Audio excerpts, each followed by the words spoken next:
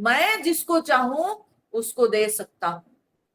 मेरे पास इतना है कि मैं दूसरों को दूंगा तो दूसरे जिएंगे। ठीक है, मेरे पास इतना धन है, संपत्ति है कि मैं जिसको दूंगा वो जिएगा, मेरे धन से सब जिएंगे। इति अज्ञान विमोहिता, ऐसे जो अज्ञान से मोहित लोग होते हैं ऐसे सोचते हैं। अब ये जो विचार भगवत गीता में भगवान ने दिया, इस विचार से मेल खाता है यहाँ पर रावण की जो प्रवृत्ति, रावण की जो सोच, रावण का जो व्यवहार, वो बिल्कुल मेल खाता। रावण अपने सामने दूसरी किसी की बड़ाई सुन नहीं सकता था, किसी को भी वो जो है अच्छा नहीं मानता था।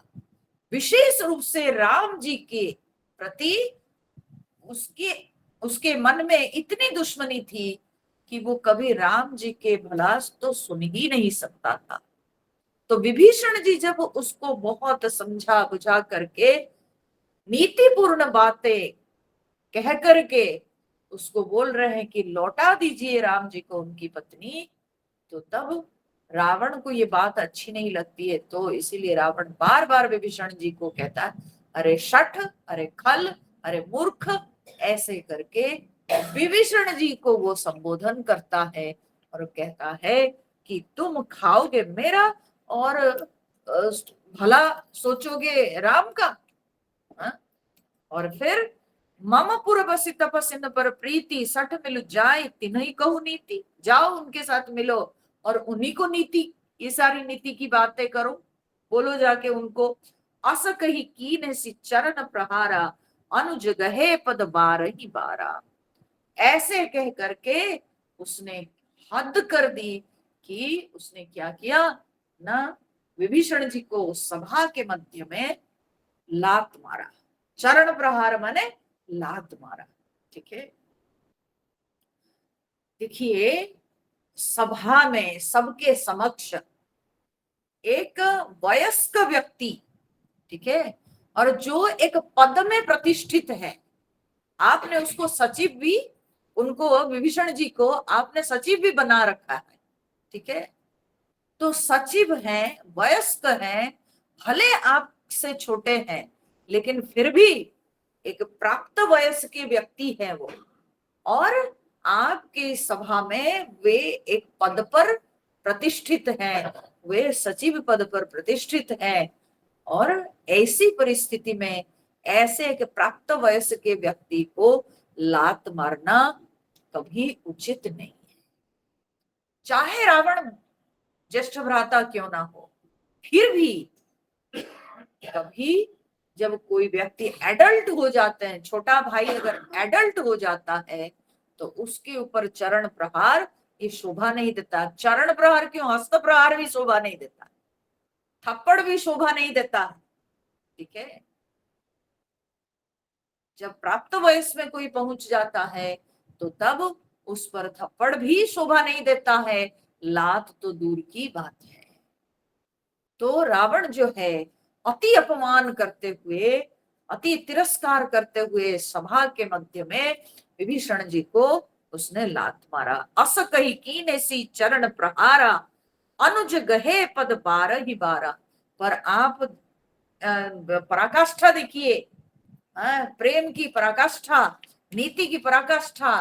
विभीषण पदाघात खा के भी, रावण के पदाघात खा के भी बार बार रावण के चरणों को पकड़ रहे हैं कि भाई मेरे आप समझ जाइए, क्योंकि उनको लगता है कि मैं ये अपमान सहकर अगर मेरे भ्राता बदल जाते हैं तो मेरा मेरा तो काम बन जाएगा और मेरी वही उपलब्धि होगी। ठीक है, ये अपमान ये सब मेरे लिए गौण है, मेरे भ्राता के मन का परिवर्तन होना चाहिए। मेरे भ्राता के कर्म को अगर व्यवहार को मैं बदल दूं तो फिर मेरे लिए वही सबसे बड़ी उपलब्धि है। इसीलिए विभीषण जी लात खा करके भी फिर भी वे बार बार रावण के चरणों को पकड़ रहे हैं। अनुज गहे पद बार ही बारा, उमा संत कई इह ही बढ़ाई। तो शंकर जी माँ पार्वती जी को कथा सुनाते हुए कहते, उमा यही तो संत की बड़ाई है। ठीक है, संत इसी को कहते हैं।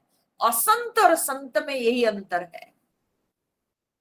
रावण असंत है, अभिमानी असंत है वो, और विभीषण जी संत है कि अपमान सहकर भी वो दूसरे का उपकार करना चाहते हैं।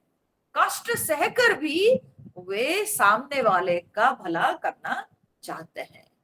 हम लोग जो है ना वो कहानी सुने हैं, बहुत कॉमनली वो जो है लोग यूज करते हैं वो कथा, वो कहानी कि एक संत जो कि नहा रहे थे नदी में।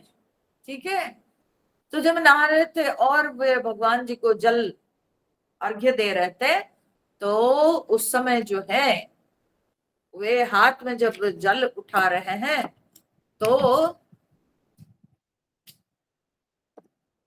आ, उस समय क्या हुआ ना, एक बिच्छू उनके हाथ में आ गया, उनके अंजलि में आ गया। तो वो बिच्छू को देख करके संत के मन में जो है बड़ी दया आ गई। तो वे उस बिच्छू को ला करके जो है जमीन पे, सोचे कि इसको जमीन पे छोड़ देंगे, बेचारा ये पानी में बहता चला जा रहा है, मर जाएगा, तो इसको हम ऊपर स्थल भाग पर छोड़ देंगे। तो जब हाथ में लेके आते हैं तो बिच्छू का स्वभाव क्या है, वो डंक मार देता है। ठीक है, वो जब डंक मार देता है तो महात्मा जी के हाथ अलग हो जाता है, तो पानी में गिरता है, फिर महात्मा जी उसको उठाते, फिर डंक मारता है। तो ऐसे वो डंक मारता जाता है, और उस डंक खा खा करके भी महात्मा जी उसको अंततो गत्वा ला करके स्थल भाग पर छोड़ते हैं। ठीक है, तो एक व्यक्ति जो स्थल भाग पर बैठा हुआ है वो देख रहा है, और उसके बाद वो महात्मा जी से पूछता है, बोलता कैसे बेवकूफ है आप। महात्मा जी बोले, हाँ हम ही लोग तो बेवकूफ हैं दुनिया में। ठीक है, बोले अच्छा बताओ तुम क्या मेरी बेवकूफी देखा। तो आपको वो डंक मार रहा है बिच्छू, और आप उसको उठा के बार बार वो डंक मार, बोले उसका स्वभाव वो दिखाएगा, मेरा स्वभाव मैं दिखाऊंगा। ठीक है, तो उसका स्वभाव है डंक मारना, तो मारेगा, लेकिन हमारा स्वभाव है कि हम जो है किसी प्राणी को बचाएंगे, उसकी रक्षा करेंगे, तो ये हमारा स्वभाव है, तो हम अपने स्वभाव के अनुसार करेंगे। दूसरे के स्वभाव से प्रेरित होकर हम क्यों अपने स्वभाव, अच्छा अगर हमारे अंदर कोई स्वभाव है, हम उसका क्यों त्याग करेंगे। ठीक है, तो इसलिए संत का स्वभाव जो होता है वो हमेशा खुद कष्ट सह करके दूसरे का भला करता है, दूसरे का उपकार करता है। लोग पेड़ों को काटते हैं, पेड़ों की शाखा को काटते हैं, ठीक है, वृक्ष के फल लेते हैं, वृक्ष पर चोट मारते हैं, पर वृक्ष अंतिम क्षण तक वो जो है मनुष्य का भला ही करते हैं, उपकार करते हैं। ठीक है, हमेशा उपकार करते हैं, अपने पत्तों से छाया दे करके मनुष्यों के भला करते हैं। पत्ते चले जाते हैं, अपने लकड़ी से वो घर के जो है हम लोग सामान उसका बनाते हैं, यहां तक कि उसकी जो अंतिम पीस रह जाता है, ठीक है, उसको भी काट छाट करके लोग लेते हैं कि चिता जलाते हैं। ठीक है ना, फिर भी वृक्ष जो है उपकार छोड़ता नहीं। तो इसीलिए क्या होता है कि संत का स्वभाव ऐसा होता है कि वो कष्ट सहकर भी दूसरों का उपकार करता है। तो यही हमेशा हमारा स्वभाव होना चाहिए, यही सीखना चाहिए। तो रावण तो असंत था, वो निंदा करता रहा, परंतु विभीषण अपमान को सहकर उसको समझाने की कोशिश करते रहे। तो कहते हैं संत कई इहई बड़ाई मंद करत जो करई भलाई। जो उनका मंद करता है वे उसकी भलाई करते हैं। ये संत का लक्षण है। एक नाव पर जो है एक संत बैठ के जा रहे थे और उस नाव पर और भी दो चार लड़के बैठे हुए थे, लेकिन वे लड़के सब बड़े मनचले लड़के थे, ठीक है, दुष्ट लड़के सब थे। तो रात के समय था और पूर्णिमा की रात थी, ठीक है।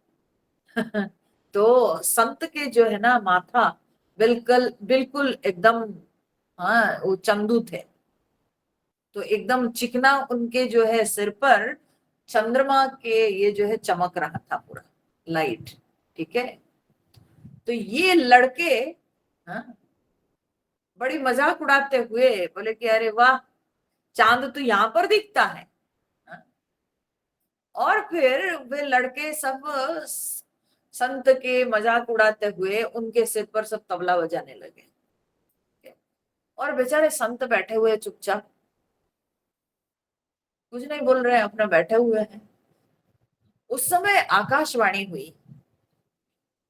ठीक है, कि कहो तो नाव पलट दूं। मतलब भगवान जो है बोले कि कहो तो नाव पलट दूं। तब संत प्रार्थना करके बोले प्रभु अगर आप नाव पलट सकते हो तो आप इन लोगों की बुद्धि पलट दो ना, ठीक है। नाव पलट देने से तो प्राण चला जाएगा, लेकिन बुद्धि पलट दो सुधर जाएंगे। तो अगर नाव पलट सकते तो बुद्धि पलट दो ना। तो ये संत का लक्षण है, ठीक है। वे कष्ट सहकर अपमान सहकर दूसरे की भलाई करते हैं। तो तुम पितु सरिस भले ही मोहि मारा, राम भजे हितनाथ तुम्हारा। तो विभीषण जी ने कहा कि ठीक है, आप मेरे पिता के समान है, भले ही मोहि मारा, अगर आप मारे भी तो कोई बात नहीं, मैं आपको पितु तुल्य मानता हूं, आप मुझे मारे तो मारे, राम भजे हितनाथ तुम्हारा। परंतु हे नाथ, मैं आपको एक ही बात कहना चाहता हूं कि राम के भजन में ही आपका हित है। आप राम जी के भजन कीजिए, ठीक है। आप राम जी की शरण जाइए, आप राम जी के भजन कीजिए, उसी में आपका हित है। मैं भूल जाता हूं, आप जो मेरे साथ व्यवहार किए मैं उसको भूल जाता हूं, पर मैं आपसे इतना ही प्रार्थना करता हूं कि आप जो है राम जी का भजन कीजिए। सचिव संग ले नभपथ गयो, सब ही सुनाई कहत अस भयऊ। और ये कहते हुए लेकिन वे देखे कि रावण तो माना नहीं और अपमान सूचक बहुत गाली देने लगा। तब विभीषण जी के पास और कोई उपाय नहीं था, तब विभीषण जी निकल गए। जब विभीषण जी निकले तो गोस्वामी जी क्या कहते हैं, सचिव संग ले नभपथ गयो। अपने साथ कुछ सचिवों को लेकर, अपने साथ माने बुला के नहीं लिए हैं। वाल्मीकि रामायण में अगर हम पढ़ेंगे तो पता चलता है कि जब विभीषण जी सभा छोड़े तो उनके देखा देखी वो उस सभा से 4 सचिव और जो कि छोड़ दिए, ठीक है। 4 और सचिव वे भी सभा छोड़ दिए कि यहाँ अगर विभीषण जी का अपमान हो रहा है तो हम लोग इस सभा में नहीं रहेंगे, ठीक है। तो जब वे सभा छोड़े ये बोलते हुए, तब विभीषण जी उन सबको भी अपने साथ लेके चले कि चलो, हाँ मेरे साथ चलो, फिर जहां हम सबका कल्याण होगा वही स्थान पर हम चलेंगे, ठीक है। तो वे जो 4 सचिव थे, वे 4 सचिव कौन थे, तो बोले कि अनल पनस संपाति प्रणति, ठीक है। ये 4 जो कि सचिव और थे वे विभीषण जी के साथ गए। सचिव संगले नभपथ गए, आकाश मार्ग में ये सब चले गए। सब ही सुनाई कहत अस भयऊ, और सबको सुनाते हुए ये कहते हुए वो लोग गए क्या, राम सत्य, माने विभीषण जी कह रहे हैं राम राम सत्य संकल्प प्रभु, सभा काल बस तोरी। बोलते हैं कि राम जी जो है वे सत्य संकल्प है, हाँ? वे सब कुछ कर सकते हैं, वे सत्य संकल्प है। सत्य संकल्प माने जो भगवान संकल्प लिए हैं वो करके रहेंगे, उनका संकल्प पूरा होगा। अर्थात राम जी अगर निकल पड़े हैं, इसका अर्थ है कि आपकी मृत्यु सुनिश्चित है। जब राम जी ये संकल्प लेके चल पड़े हैं तो इसमें और कोई रोक नहीं सकता है, रावण की मृत्यु सुनिश्चित है। सो राम सत्य संकल्प प्रभु सभा काल बसतोरी।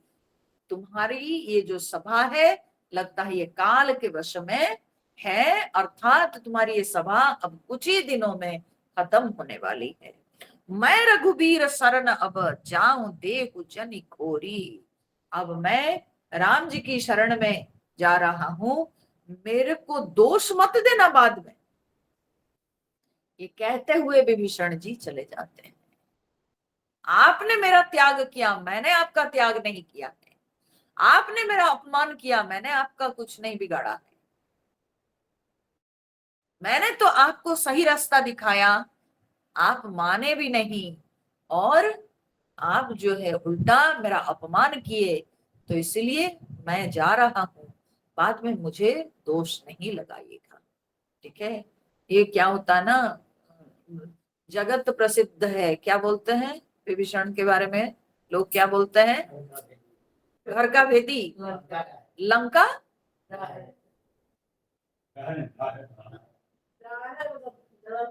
जल, गृह भेदी विभीषण। ठीक है। तो ये जो कहते हैं लोग ना, ये गलत बात है। जैसे नारद जी को लोग कहते हैं अरे कलह, करने वाले। बड़ा पता नहीं, लोग प्रचलित कई सारी बातें जो है इतना विपरीत है। उनको रावण ने त्याग किया, ठीक है, वे चाहते थोड़ी थे। तो रावण ने त्याग किया, रावण अपमान किया, और तभी जाकर के जो है ना विभीषण जाते हैं और जाके भगवान के संग मिलते हैं। रावण कभी विभीषण को सम्मान नहीं दिया, रावण कभी विभीषण जी के भाव को समझा ही नहीं। ठीक है। तो क्योंकि रावण हमेशा प्रवृत्ति मार्ग में था, रावण जो है हमेशा अपने अभिमान को महत्व दिया।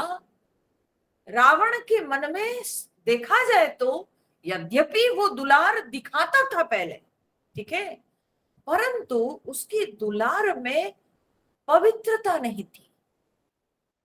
ठीक है ना, शुद्धता नहीं।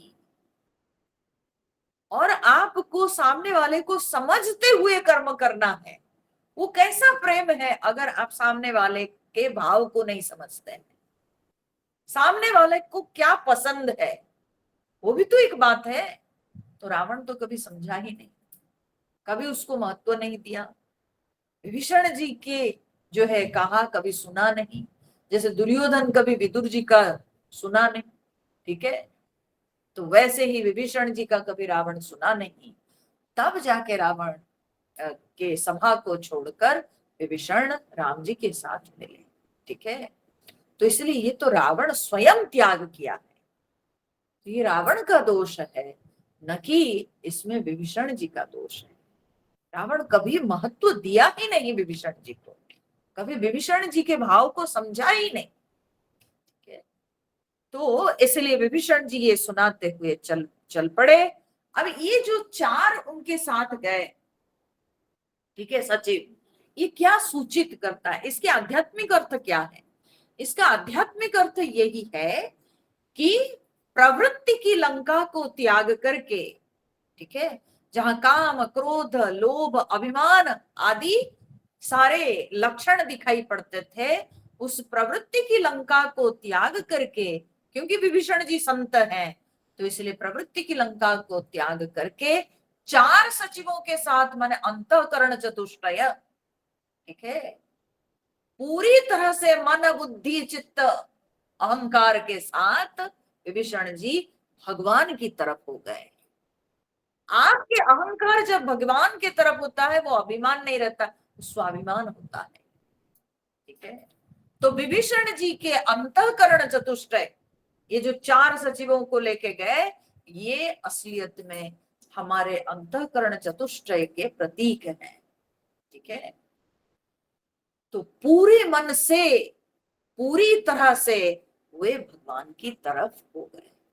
ठीक है, जब हम भगवान की तरफ होते हैं तो पार्टली नहीं होना चाहिए, विचार से भी हम भगवान के हो जाएं, भाव से भी भगवान के हो जाएं, और चित्त में ही भगवान की छवि को धारण करें, और हमारा अहंकार भी भगवान के साथ हो जाए, तो तभी हम भगवान के कहलाएंगे।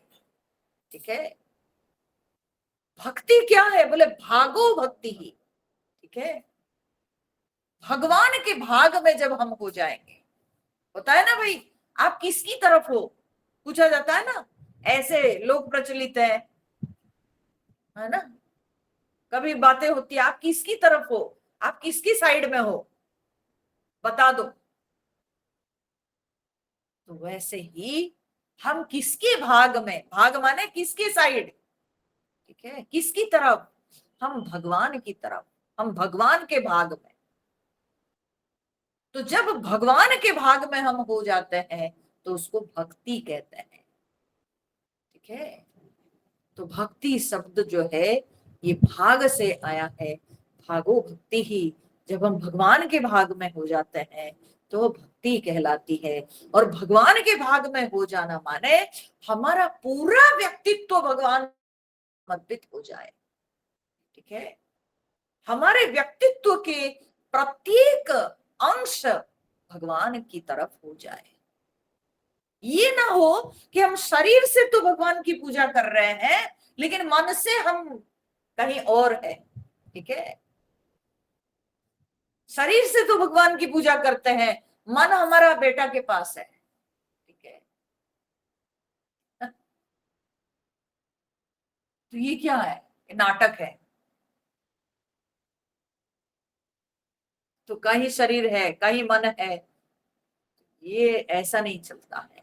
हमारा पूरा व्यक्तित्व भगवान को समर्पित होना चाहिए।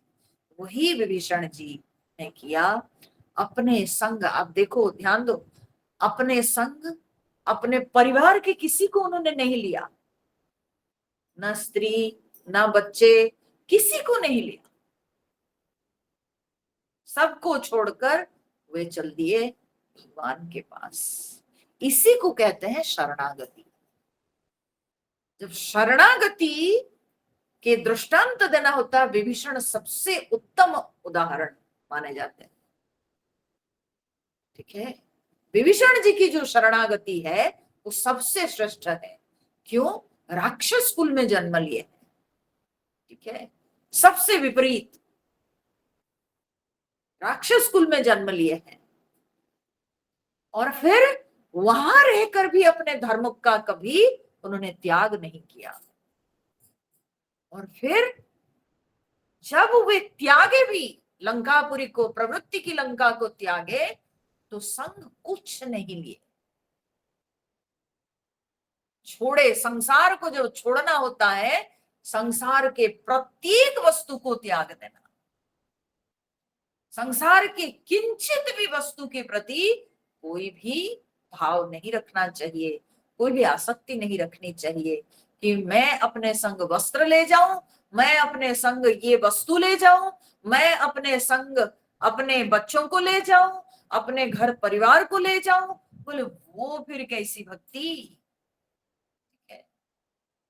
तो विभीषण जी की जो शरणागति है वो सबसे श्रेष्ठ है कि उन्होंने घर छोड़ा, परिवार छोड़ा, अपने जो है पत्नी बच्चे सब संबंध सबको छोड़कर वे चल दिए, और उनके पीछे पीछे ये 4 सचिव आए। माने जब वे शरीर से निकल पड़े तो अंतःकरण चतुष्टय भी बोले हम भी चलते हैं, जहां आपका शरीर रहेगा वहां हम लोग भी रहेंगे।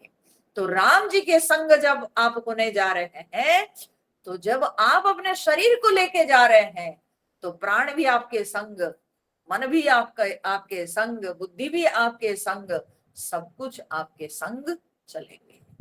तो इस प्रकार से विभीषण जी जो है इन 4 सचिवों के साथ चल दिए भगवान के पास। ठीक है, तो इसको कहते हैं शरणागति। ये है शरणागति। और फिर ये कहते हुए वे गए कि हमको दोष मत दीजिएगा। अस कही चला विभीषण जबहि, आयुहीन भये सब तबहि। ऐसे कह करके जिस दिन से विभीषण चले गए उस दिन से लंकापुरी में सब आयुहीन होने लगे, क्योंकि संत का अपमान हुआ है। संत का अपमान जो हुआ है लंकापुरी में, इसलिए जो राजा, देखिए राजा के धर्म प्रजाओं के साथ होता है, राजा के अधर्म भी प्रजाओं के ऊपर लगता है। राजा अगर धार्मिक होता है तो उसकी प्रजाओं की वृद्धि होती है, और राजा अगर अधर्म करता है तो उसकी प्रजाओं के पतन होता है। तो क्योंकि रावण ने सभा में एक संत का अपमान किया, तो इसीलिए जब से विभीषण जी लंकापुरी को त्याग करके चले गए तब से लोग आयुहीन होने लगे। ठीक है, उनके आयु क्षीण होने लगी। फिर साधु अवज्ञा तुरत भवानी, कर कल्याण अखिल के हानि। शंकर जी कह रहे हैं भवानी, तो क्योंकि जो साधु अवज्ञा हुई तो इसीलिए वहां पर अखिल कल्याण के हानि हुई। अखिल कल्याण माने सब प्रकार के जो कल्याण है वो सब वहां पर घटते हुए नजर आया। ठीक है, तो क्या सब प्रकार के कल्याण, अखिल कल्याण किसको कहते हैं? अखिल कल्याण में है आयु, श्री, यश, धर्म, लोक, आशीष। ठीक है, व्यक्ति के आयु क्षीण होना, श्री ऐश्वर्य, यश कीर्ति, ठीक है, धर्म, लोक और आशीष, जो भी सब उसके ऊपर बड़ों के आशीर्वाद सब खत्म हो जाता है। संत के अपमान जहां होता है, तो सारे के सारे अब लंकापुरी में जो है अखिल कल्याण की हानि हुई। रावण जब ही विभीषण त्यागा, भयो विभव बिनु तब ही अभागा। रावण ने जिस क्षण विभीषण जी को त्यागा उसी समय से ही, उसी क्षण ही वो अभागा हो गया और ऐश्वर्यहीन हो गया। ठीक है, तो विभव बिनु तब ही अभागा, चले हर्षि रघुनायक पाही। अब विभीषण जी का क्या हुआ? विभीषण जी को लगा होगा कि उफ, इतने सालों से मैं ढो रहा था, अब मैं मुक्त हो गया पूरी तरह से, बस कोई बंधन नहीं है। इसलिए बड़े प्रसन्न मन से चले वो हर्षि रघुनायक पाही, राम जी के पास वे तो बड़े हर्ष के साथ जा रहे थे। उनको दुख नहीं था, उनको अपना घर परिवार सगे संबंधी कोई याद नहीं आ रहे थे। तो इसी को कहते हैं सच्ची भक्ति। ठीक है, यही है सच्ची भक्ति, जहां पर आप जिस संसार को पीछे छोड़े वो संसार की याद ना आवे।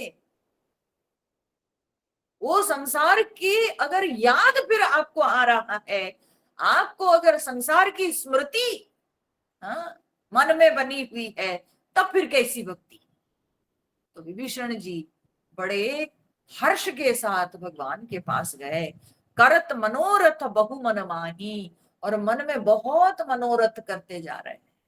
ठीक है, बहुत सारे संकल्प करते जा रहे हैं।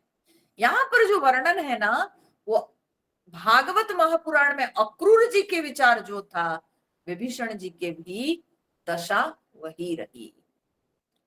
अक्रूर जी जब भगवान जी को लेने गए थे ब्रज में, जाते समय उनकी जो सोच थी, उनका जो विचार, उनको जिस तरह के मन में सब संकल्प उनके मन में दिखाई पड़ते थे, वैसे ही संकल्प यहाँ पर विभीषण जी के मन में भी दिखाई पड़ रहे हैं। ठीक है, तो क्या विभीषण जी विचार कर रहे हैं? कहते हैं, देखी हूं जाई चरण जल जाता, अरुण मृदुल सेवक सुखदाता। कहते हैं मैं जा करके देखूंगा भगवान जी के वो जो लाल रंग के बहुत कोमल भगवान के चरण कमलों का मैं आज दर्शन करूंगा, जो कि सेवक सुखदाता, जो सेवकों को सुख देने वाले, उन चरणों का मैं आज दर्शन करूंगा। विभीषण जी भगवान के चरणों का ध्यान कर रहे हैं, बस उनके मन में भगवान के चरणों का केवल चिंतन चल रहा है। ठीक है। जे पद, फिर वे विचार कर रहे हैं, जे पद परसी तरी ऋषि नारी, जिस पद का स्पर्श से तरी ऋषि नारी, ऋषि की पत्नी, गौतम ऋषि की पत्नी अहल्या जी तर गई। बोले जिस पद के स्पर्श से गौतम ऋषि की पत्नी अहल्या तर गई, आज मैं उन्हीं चरणों का दर्शन करूंगा। और दंडक कानन पावनकारी, जो पद दंडक वन को पावन कर रहे हैं। ठीक है। जो चरण दंडक वन पर श्राप था, ऋषि का श्राप था कि ये वन जो है सबसे अपवित्र माना जाएगा, इसमें कोई जो है पशु पक्षी नहीं रहेंगे, तो ऐसे श्राप था। लेकिन भगवान के आने पर वो दंडक वन जो है पूरा बिल्कुल जो है उसमें उल्लास छा गया, साधु संत लोग निवास करने लगे, पशु पक्षी सब आ गए, तो दंडक वन का रूप ही बदल गया। ठीक है। तो जो चरण दंडक वन को पवित्र किए, जे पद जनक सुता उरलाए, और जिन चरणों को सीता जी अपने हृदय में धारण करती है, कपट कुरंग संग धर धाए, और जो चरण कपटी मृग के पीछे भागे थे, बोले कि वही उन्हीं चरणों का मैं दर्शन करूंगा। ठीक है। हर उर सर सरोज पद जेई, और जिन चरणों को स्वयं शंकर जी अपने हृदय में धारण करते हैं, अहो भाग्य में देखी हूं तेई, आज मेरा बहुत बड़ा भाग्य है कि मैं उन्हीं चरणों का दर्शन प्राप्त करूंगा। तो इस तरह से विभीषण जी मन में विचार कर, देखिए भगवान के चरणों में सबका अधिकार है। ठीक है। पवित्र व्यक्ति का भी अधिकार है, पावन का भी, अपावन का भी अधिकार, पतिव्रता के भी अधिकार, पतिता के भी अधिकार। ठीक है। भगवान के चरणों में साधु के भी अधिकार और असाधु के भी अधिकार। ठीक है। भगवान के चरणों का दर्शन करना, भगवान के चरणों की पूजा करना, भगवान के चरणों का स्मरण करना, इसमें किसी को मना नहीं है, कोई भी कर सकता। ठीक है ना। तो देखिए इसीलिए आप इसमें देखो कि दो तरह की यहाँ पर कहा जाए तो प्राणियों का वर्णन, या दो प्रकार के लक्षण वाले जो है यहाँ पर दृष्टांत दिए गए, कुछ पावन दृष्टांत, कुछ अपावन दृष्टांत दिए गए, पर सबको भगवान के चरणों का जो है चरणों की भगवान की कृपा प्राप्त हुई। तो कैसे बोलते हैं, दंडक वन, अहल्या और माया मृग, ये सब अपावन थे। ठीक है। सबके सब अपावन, लेकिन भगवान के चरणों के कारण ये सब तर गए। ठीक है। ये सब तर गए। और पावन दृष्टांत क्या है ना, स्वयं शिव जी, भरत जी, सीता जी, ये सब पावन दृष्टांत है। अहल्या पतिता रही, सीता जी पतिव्रता रही। ठीक है। कपटी मृग जो है वो छल कपट करके आया था। ठीक है। तो वो अपवित्र असाधु प्रकृति का, और भरत जी साधु है। तो इसलिए भगवान के चरणों में सबको अधिकार है। कोई जाए तो सही। ठीक है, तो भगवान की कृपा होती है तो प्राप्त हो सकता है। तो इस तरह से विभीषण जी विचार करते हुए जा रहे हैं कि जो चरण इन सबको तार दिए, तो आज उन्हीं चरणों का मुझे दर्शन प्राप्त होगा, ये मेरा अहोभाग्य है। ठीक है, तो वही हम लोग जो है भजन में गाते हैं, भज मन राम चरण सुखदाई, भज मन राम चरण सुखदाई, जेहि चरणन से निकसी सुर सरी, शंकर जटा समाई, जटा शंकरी नाम परोहे, जटा शंकरी नाम परोहे, त्रिभुवन तारन आई, भज मन राम चरण सुखदाई, जेहि चरणन की चरण पादुका, भरत रहे लावलाई, जेहि चरणन की चरण पादुका, भरत रहे लावलाई, से ही चरण के पट धोई लीने, से चरण के पट धोई लीने, तब हरि नाव चढ़ाई, भज मन राम चरण सुखदाई, भज मन राम चरण सुखदाई, राम चरण सुखदाई। तो ये है राम जी के चरण, जो सबको सुख देने वाले। ठीक है, तो ऐसे राम जी के चरणों का विभीषण जी संकल्प कर रहे हैं मन में कि आज मुझे दर्शन प्राप्त होगा। जिन चरणों का दर्शन करने के लिए मैं वर्षों से इंतजार कर रहा था, मैं तरस गया हूं जिन चरणों का दर्शन करने के लिए, आज उन्हीं चरणों का मुझे दर्शन मिलेगा।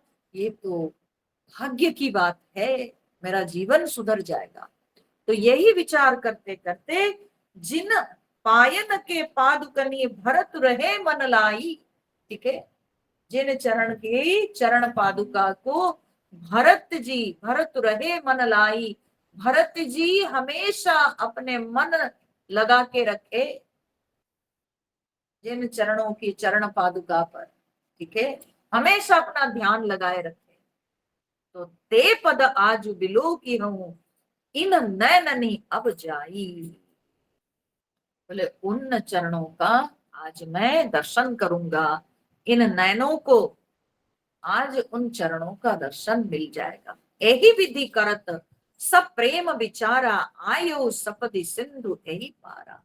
ऐसे विचार करते करते, माने भगवान के चरणों का चिंतन करते करते, वे लंका के साइड से आके भारत के साइड में पहुंच गए। ठीक है, लंकापुरी के साइड से आके भारत के साइड में पहुंच गए, भगवान के पास पहुंच गए इधर। तो आए उस सपदी बना बहुत जल्दी यहाँ पर पहुंच गए, सिंधु यही पारा, सिंधु के इस पार पहुंच गए। कपिन विभीषण आवत देखा, और सब कपि लोग, वानर सेना तो वहां पर उपस्थित थे, वे सब दूर से देखे विभीषण को आते हुए, उस पार से आ रहे हैं ना, आकाश मार्ग से उड़ के। ठीक है, तो हमारे भारतीय सेना सजग रहती है तो देख लेती है, ठीक है, कहां से कौन उड़ के आ रहा है। तो किसके एयर जो है, कुछ एयरक्राफ्ट या कुछ उड़ के अगर आया तो तुरंत सजग हो जाते हैं। तो इसलिए विभीषण जी जब आकाश मार्ग से आ रहे थे, वानर सेना सब सजग थे, वे देख लिए। तो तब जाना को रिपु दूत विशेषा, उनको लगा ये जो है शत्रु, हमारे शत्रु रावण ने कोई विशेष किसी को भेजा। ठीक है, ताहि राखी कपीस पही आए। तो अब उनको तुरंत थोड़ी भगवान जी के पास ले आए। कोई हमारे शत्रु देश से आएगा तो उसको थोड़ी तुरंत प्राइम मिनिस्टर के पास ले लिया जाएगा। ठीक है, रुको, वेट करो। तो उसको पहरे पर रख करके, ठहरा करके जो है वानर सब गए, समाचार सब ताहि सुनाए, जाके भगवान जी को सब समाचार दिए। ठीक है, बल्कि सुग्रीव के पास गए, कपी सब वहीं आए, तो पहले सुग्रीव के पास गए और जाकर के सारे खबर दिए वानर लोग। तो कह सुग्रीव सुनहु रघुराई, आवा मिलन दसानन भाई। तो सुग्रीव को जब सब बात पता चली तो वो राम जी के पास जाकर के बताया कि प्रभु ऐसे ऐसे है कि रावण के भाई आया है आपसे मिलने के लिए। तो भगवान उसको टटोलने के लिए, सुग्रीव के मन को टटोलने के लिए भगवान ने कहा, कहा प्रभु सखा बुझिए कहा। सखा, बताओ आपका विचार क्या है, इस पर क्या किया जाए? हा? आप ही बताओ, आप तो वानरों के राजा हो, पहले आप अपने विचार दीजिए। तो तब सुग्रीव कहते हैं, कहि कपीस सुनहु नरनाहा। ठीक है, तो हे प्रभु आप सुनिए, जान न जाय निशाचर माया, काम रूप कई कारण आया। ये राक्षसों की माया को जानना बड़ा कठिन है, राक्षसों की माया को समझा नहीं जा सकता, और किस कारण से आया है क्या पता। तो भेद हमारा ले न सठ आवा, ये सठ, ये मूर्ख जो है, लगता है हम लोगों के भेद लेने के लिए आया। ठीक है, हम क्या करना चाहते हैं क्या नहीं करना चाहते वो सब जान करके जाके वहां खबर देगा। तो लगता है ये सठ जो है हम लोग का भेद लेने आया है, तो इसीलिए राखियो बांधी मोही असभाव। मेरा विचार यही है कि इसको बांध के रख लेते हैं। ठीक है, ये लौटेगा तब ना जाके हमारा भेद बताएगा, तो इसको बांध के रख लेते हैं।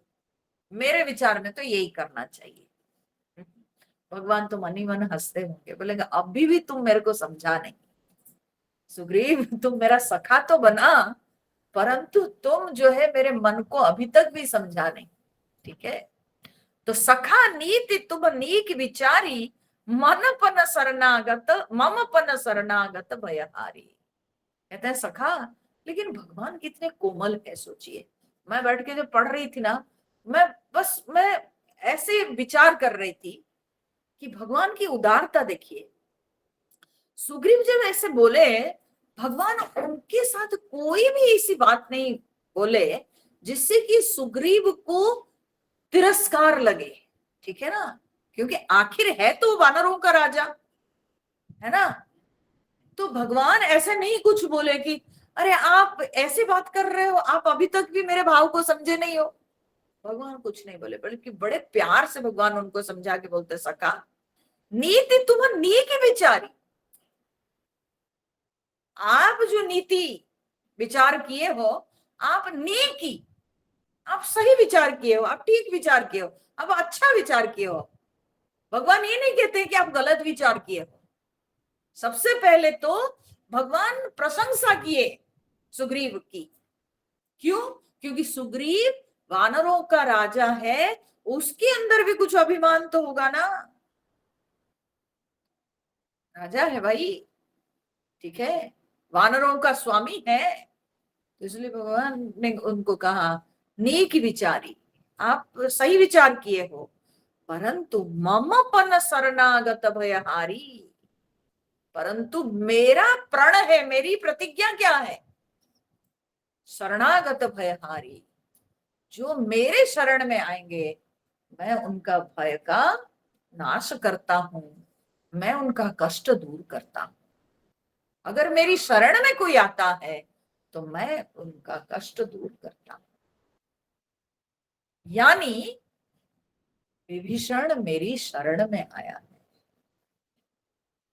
ये मेरा मानना है कि विभीषण जब मेरे पास आया है तो मेरी शरण में आया है, तो इसलिए मैं उसके कष्ट को दूर करना चाहता हूं।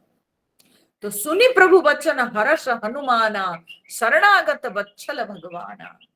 तो जैसे ही हनुमान जी बात को सुन रहे हैं, भगवान जी की बात, तो बड़े खुश हो गए। क्यों? क्योंकि हनुमान जी तो पहचानते थे, है ना। हनुमान जी तो पहचानते थे, पर हनुमान जी अगर अभी कुछ बोलते विभीषण जी के विषय में कुछ, अच्छा इसका अर्थ क्या है?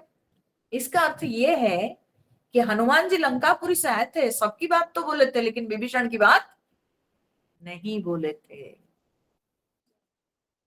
अगर बोले होते तो सुग्रीव कदापि नहीं बोलता कि इनको बांध के रखा जाए।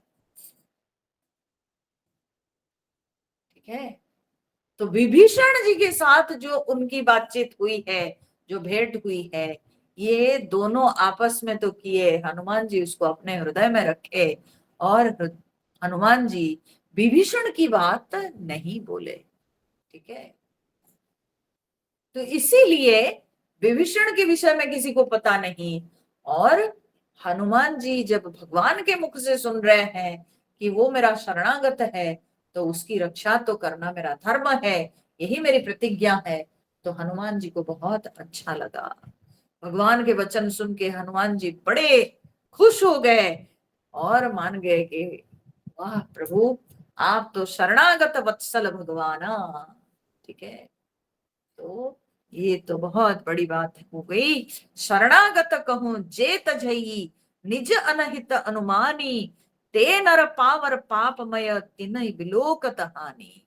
भगवान राम जी सुग्रीव जी को समझा रहे हैं, बोलते हैं जो मनुष्य शरणागत को त्याग करता है, क्यों त्याग करता है? ना निज अनहित अनुमानी, अपना अहित का अनुमान लगा के जो शरणागत को त्याग कर देता है। ठीक है।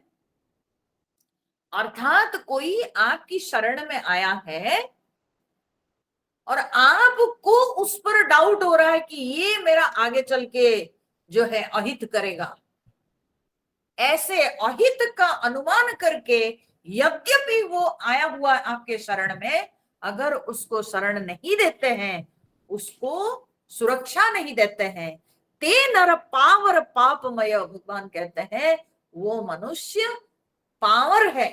ठीक है। वो मनुष्य जो है वो पामर है, पापमय है। उसका मुख दर्शन नहीं करना चाहिए कभी, उसके मुंह देखने से हानि होती है। तीन ही बिलोकत हानि, ऐसे मूर्ख, ऐसे पापी व्यक्ति के मुख देखना नहीं चाहिए, उसको देखने से हानि होती है। ठीक है। तो कोई अगर शरण में आया हो, क्या भविष्य में मेरी हानि होगी उससे, वो विचार करके जो शरण में आया है उसको त्याग करना उचित नहीं है, तो शरण देना चाहिए। ठीक है। तो भगवान कहते हैं कि देखो मेरा तो यही, मेरी तो यही प्रतिज्ञा है, इसलिए मैं तो शरणागत की रक्षा करता हूं। कोटि विप्रबध लाग ही जाहूं, भगवान कह रहे हैं, बोलते हैं अगर कोई करोड़ों ब्राह्मणों की हत्या करके भी आ जाए, आए शरण तजो नहीं ताहू, और अगर वो मेरी शरण में आता है तो मैं उसका त्याग नहीं करता।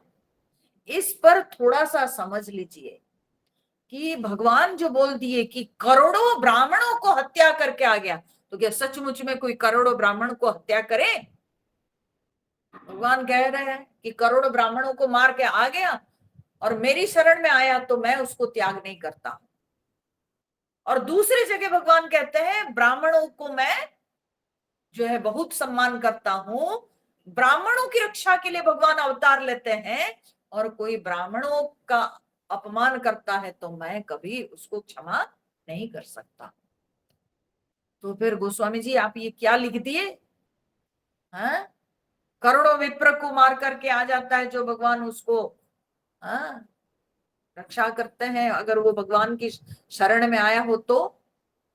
देखिए कभी कभी क्या होता है ना, ये कहने का तरीका होता है, समय समय पे अपने भाव को पुष्ट करने के लिए समय समय पे ऐसे दृष्टांत देकर बोलना होता है, पर इसकी कोई अक्षरशः अर्थ नहीं लेना चाहिए।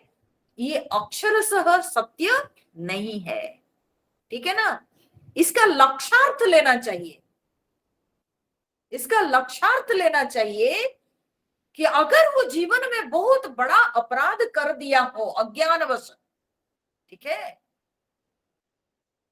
तो अपनी अज्ञानता के कारण वो अगर बहुत बड़ा अपराध कर दिया हो, परंतु बाद में वह सचेत हो जाता है और प्रायश्चित करता है, भगवान की शरण में वो आता है, तो भगवान कहते हैं मैं उसको क्षमा कर देता हूं, मैं उसकी रक्षा करता हूं, ठीक है, मैं उसकी रक्षा। अरे अब भागवत में कथा आती है, सनक सनंदन आदि को जब भगवान के द्वारपाल जय विजय वे अपमान किए, तो भगवान खुद सनक सनंदन ऋषियों को जो है स्वयं भगवान माफी मांगे,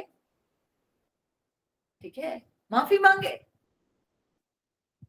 और मांग करके भगवान ऐसा नहीं कि ये जय विजय पर जो श्राप था वो श्राप को हटा दिए, केवल कम कर, खुद माफी मांग कर सनक सनंदन जी से प्रार्थना की कि ये मेरे दूत हैं, ठीक है, तो इसलिए ये चिरकाल तक संसार में इनका पतन नहीं हो सकता है, इनको लौटना तो पड़ेगा, बस आप इसको जो है थोड़ा कम कर दीजिए। तो तभी ये सनक सनंदन जी बोले 3 योनि के लिए, 3 जन्म के लिए जो है ये संसार में इनका पतन होगा। तो 3 योनि के बाद फिर ये लौट आएंगे। 3 युग में इनके जो है 3 प्रकार के जन्म हुए, उसके बाद वे फिर भगवान के पास लौट आए। तो तात्पर्य यही है, ऐसा तो भगवान ने नहीं किया कि ब्राह्मणों के साथ उन्होंने जो अपराध किया तो उसका दंड नहीं मिला, दंड तो मिला, दंड तो मिला, परंतु क्योंकि वे भगवान के पार्षद रहे, भगवान के सेवक रहे, अज्ञानतावश जो कर्म किए थे उसका दंड मिला, परंतु पुनः भगवान के पास लौटने का रास्ता भी भगवान बना दिया, ठीक है। तो जो भगवान की शरण में आते हैं, भगवान उसके कर्म के अनुसार उसको जो दंड मिलना है वो तो दंड मिलता है, लेकिन भगवान उसकी त्याग नहीं करते हैं, उसके रास्ता प्रशस्त कर देते हैं अपनी ओर, ठीक है, भगवान की तरफ उसके रास्ता को भगवान प्रशस्त कर देते हैं। तो इसलिए ऐसा नहीं समझना चाहिए इसको अक्षरशः कि भगवान ने कह दिया कि करोड़ों ब्राह्मणों को हत्या करके आ जाए तो कोई करोड़ों ब्राह्मणों को मारे और मार के भगवान की शरण में जाए, ऐसा नहीं, ऐसा नहीं सोचना चाहिए।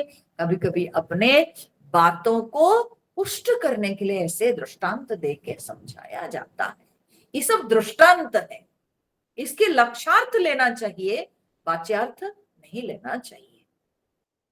सनमुख होई जीव मोहि जबहि, जन्म कोटि अघनाश ही तबहि। भगवान कहते हैं कि जो ही मेरे सन्मुख होता है, जन्म कोटि अघनाश ही तबहि, उसके करोड़ों जन्मों के पाप नष्ट हो जाते हैं। वो जो ही मेरी तरफ होता है, ठीक है, जो ही वो मेरी शरण में आता है, उसके करोड़ों जन्मों के पाप सब दूर हो जाते हैं।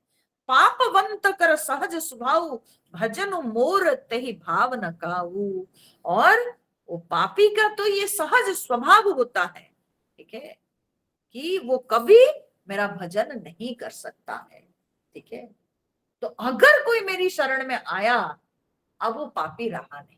कहने का तात्पर्य है, पापी का तो सहज स्वभाव होता है कि वो कभी मेरा भजन करता ही नहीं, परंतु अगर कोई मेरी शरण में आया, मतलब वो जिस समय से मेरी शरण में आया, जिस समय से वो मेरा भजन किया, अब वो पापी रहेगा नहीं।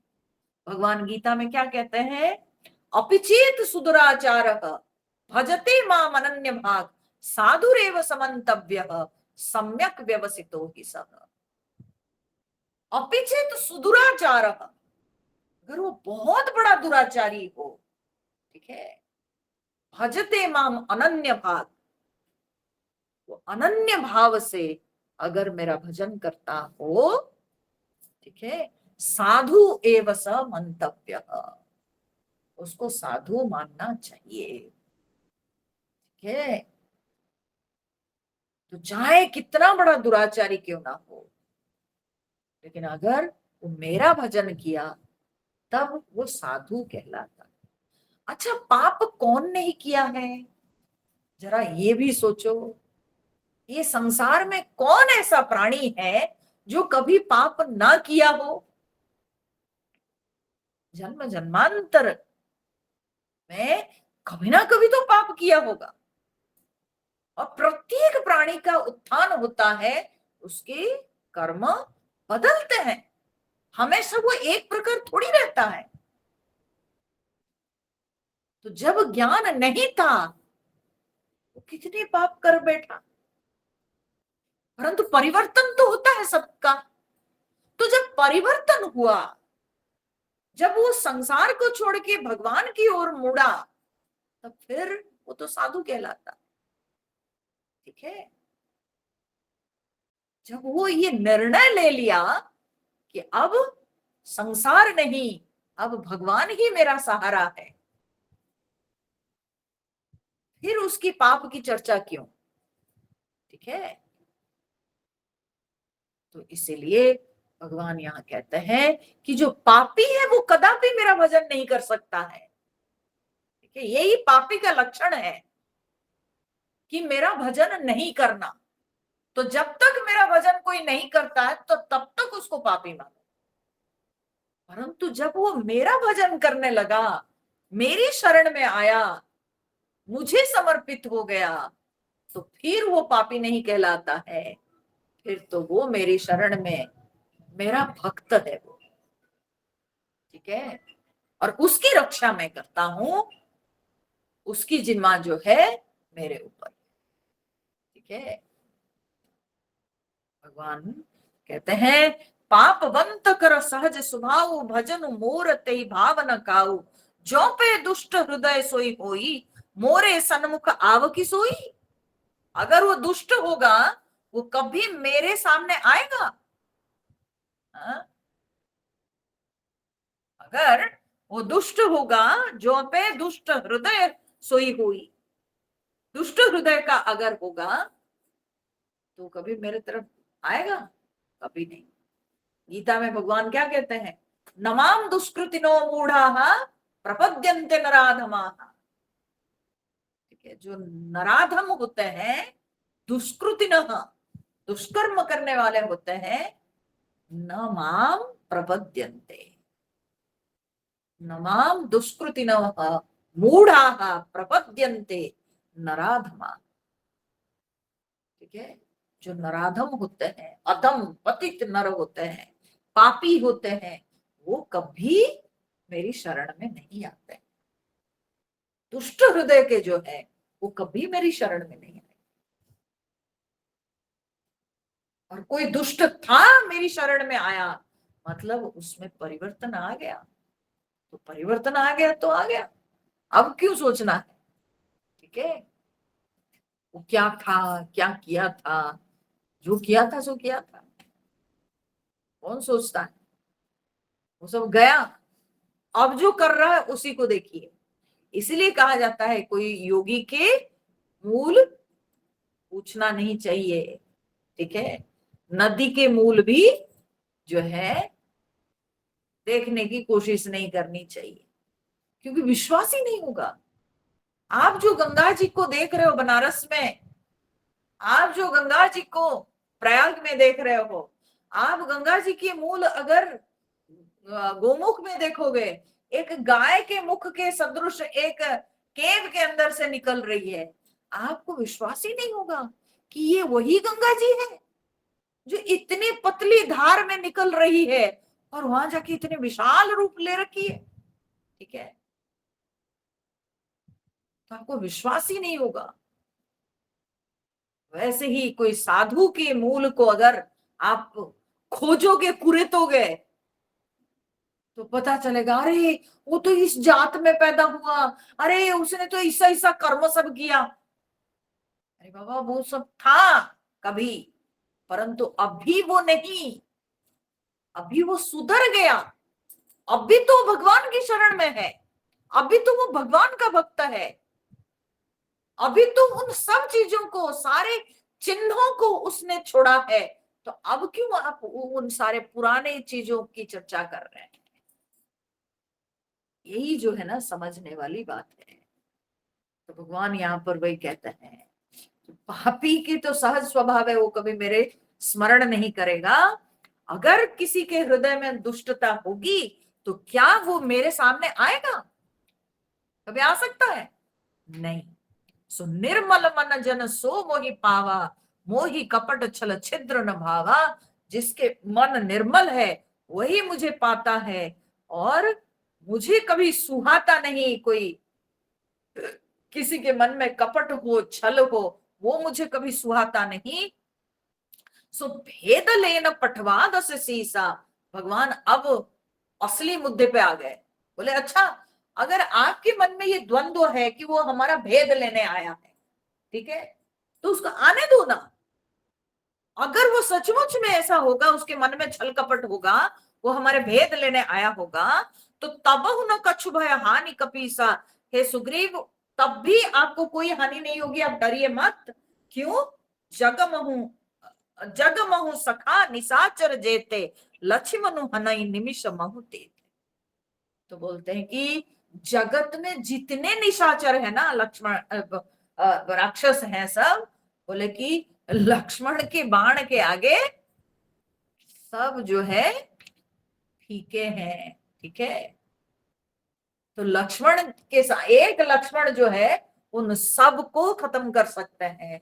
तो आप चिंता मत करो, आप डरो मत कि अगर वो हमारा भेद लेने आया है तो वो हमारा भेद लेके चला जाएगा, यहां से लौट नहीं पाएगा हमारे भेद लेके। अगर ऐसे उसके मन में भाव होगा तो आने दो उसको। तो जो सभी आवाज सरनाई, रखी हो ताहि प्राण की नाई। परंतु अगर वो सचमुच में भयभीत होकर मेरे शरण में आया है, तब तो रखी हो ताहि प्राण की नाई, मैं अपने प्राण के समान उसकी रक्षा करूंगा। जैसे व्यक्ति अपने प्राण की रक्षा करता है ना, तो उसी प्रकार से भगवान कहते हैं मैं उसकी रक्षा करूंगा। अगर वो भयभीत होकर आया है, कोई भय से वो मेरी शरण में आया है, अगर उसको सुरक्षा की जरूरत है मेरी ओर से, तो मैं पूरी तरह से उसको सुरक्षा प्रदान करूंगा, और मैं उसको पूरी तरह से अपने प्राण के समान उसकी देखभाल करूंगा। ये मेरी प्रतिज्ञा है। तो उभय भांति तेहि आनहु, हंसी कह कृपा निकेत, जय कृपाल कही कपि चले, अंगद हनु समेत। तो उभय प्रकार से उसको आने दीजिए।